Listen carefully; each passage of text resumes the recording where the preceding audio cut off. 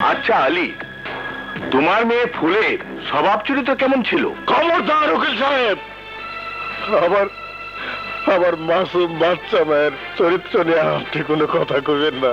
বলবো না মানে? তোমার মেয়ে ধর্ষিতা হয়েছে বলে তার চরিত্র নিয়ে কিছু বলা যাবে না? সে কি গঙ্গা জলে ধোয়া তুলসী পাতা? উকিল সাহেব চুপ করেন, উকিল সাহেব চুপ করেন। কাঠ করে দাঁড়ানো একটা পশুরে বাঁচানোর জন্য আমার ফুলের মতো মায়ার চরিত্র আর কোন উকিল থাকতেন না। আপনাদের মতো উকিলরা মায়া মানুষগো সাক্ষীর কাঠ গড়ে দাঁড় করে প্রশ্ন মানে বিদ্ধ করে তারে বিবেকের এমন প্রান্তে এরা দাঁড় করে দেন যেখান থেকে সে সত্য প্রকাশে অক্ষমতা প্রকাশ করে আদালত থেকে কানতে কানতে চলে যায়, নয়তো বা চিৎকার করে দেয় তার সাথে কখন কোথায় কিভাবে কি হয়েছিল। আরে আপনাদের মতো উকিলরা কেসে জেতার জন্য প্রকাশ্য আদালতে নিজের মায়েরও ল্যাংটা করতে দ্বিধা করেন না। I object your honour. পুরো আদালতের সামনে একটা শিশুরে বেজ্জতি করবেন, তার কোনো অবজেকশন নাই। অথচ আমি একটা প্রশ্ন করছি, এর লেগে অবজেকশন কইরা শিক্ষায় ভরতেছেন। ইউর অনার, খুব ভালো হয়েছে আমার মাইয়া মরে গেছে। মাইটা থাকলে তারে নিয়ে কি করা হইতো, তারে কি প্রশ্ন করা হইতো, ভাবতেও আমার গাটা শিউরে উঠতেছে। ও কি করে কইতো আল্লাহকে কে কি করা হয়েছিল। ইউর অনার, আমি শাহিরে খুন করছি, আমি স্বীকার করতেছি আমি শাহিরে খুন করছি। কেন খুন করছি তার সাফাই গাওয়ার জন্য এই আদালত আমি আসি নাই। আমি আইছি আমার মায়ের ধর্ষণের ইনসাফ চাইতে। কতদিন একটা মা বাবা তার সন্তানের ধর্ষণের বিচারের জন্য আদালতের দুয়ারে মাথা খুঁটবো? কতদিন আইনের এই পবিত্র ঘরে নিজের দীর্ঘশ্বাস ফেলবো? কেন কেন এই দেশে এমন একটা আইন হইতেছে না যেখানে ধর্ষকের সাজা সোজা ফাঁসি হইব? পত্রিকার মধ্যে দেখি আমার ফুলের মতো আরো অনেক মাইয়া প্রতিদিন ধর্ষণের শিকার হইতেছে। এই দেশের সবচেয়ে একটা বড় সমস্যা ইওর অনার, কিন্তু তার বিরুদ্ধে আমরা যুদ্ধ কেন ঘোষণা করতেছি না? কেন তার বিরুদ্ধে কঠোর আইন হইতেছে না ইওর অনার? জজ সাহেব, আমি আপনার কাছে হাত জোর করে ভিক্ষা চাইতেছি, এমন একটা রায় আজ আপনি এনে শোনান যা বিচারের ইতিহাসে নতুন দিগন্তের সূচনা করে দেয়। ছোট ছোট শিশুকে ধর্ষণ করার আগে ধর্ষক পশুগুলান যাতে ভয় পায়, 1000 বার নিজেদের পরিণতির কথা ভাইবা লয়, নিজেকে পরিণতির কথা ভাইবা লয়।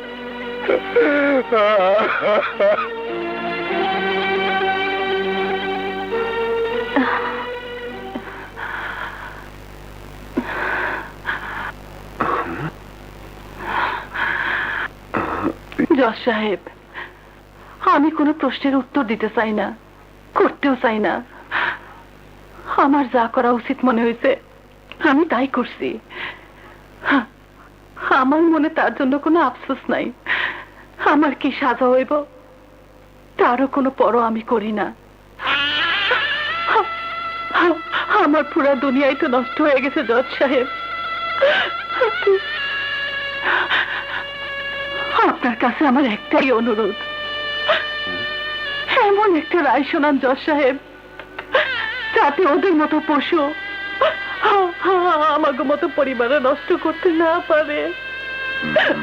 নিজের চোখের সামনে এমন বিচার দেখতে চাই জজ সাহেব যাতে সব বাবা মা বিশ্বাস করে আদালতে গেলে বিচার পাওয়া যায়, মানুষ বিশ্বাস করে দেশে আইনের বিচার হয়। বাস, আমার আর কিছু কওনের নাই, কিচ্ছু নাই। ইওর অনার,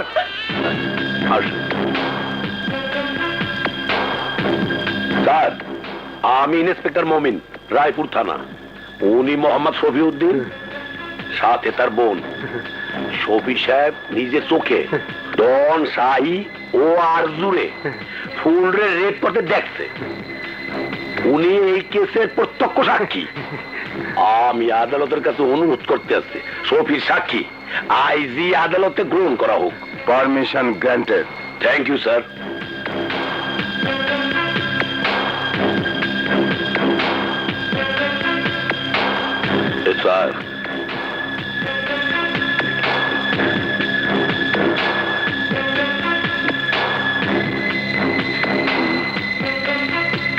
জজ সাহেব, আমি মোহাম্মদ শফিউদ্দিন, নিজের চোখে আমি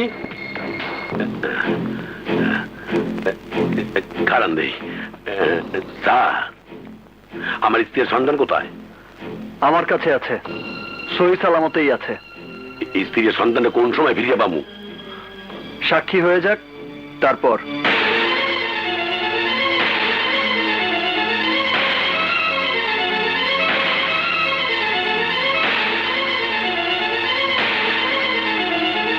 আমি বুঝতে পারতেছি না, আপনি কি করিয়া বুঝলেন সৌফিয়ার তার বোনা আমার কাছে আছে?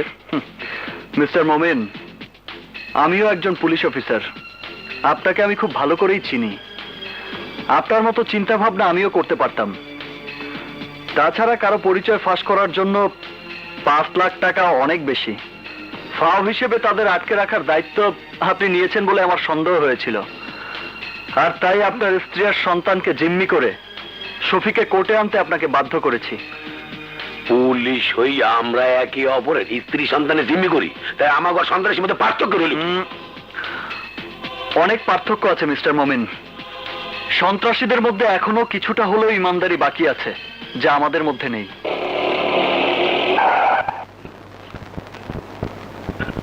নামুন।